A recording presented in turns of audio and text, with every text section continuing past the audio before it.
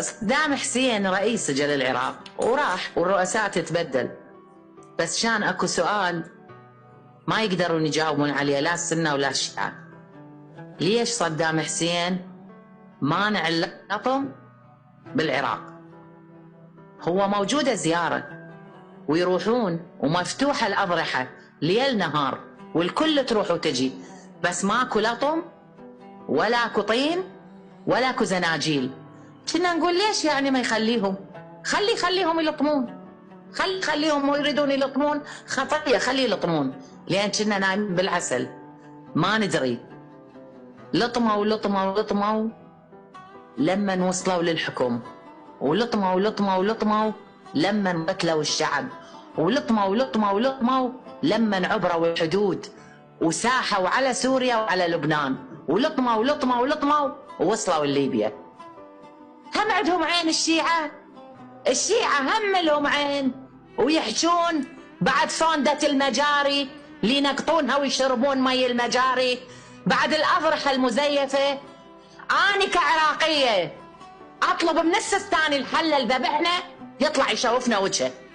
لكم إلى متى؟ عيب عليكم يا عراقيين، عيب على المدارس اللي انبنت والجامعات والكليات، عيب عليكم. وبكل شارع مدرسة، وبكل منطقة كلية خرفيتوا تعبدون صور وأصنام. يا عراقيين، يا عراقيين، يا أهل النخوة، يا أهل الغيرة، يا عراقيين، يا بلاد الرافدين، يا بلاد بابل، يا بلاد هارون الرشيد. العراق صار مثل عين الدود، كل محتل بالعالم ساكن به، من الإيراني للأمريكي للبريطاني لكل الدول.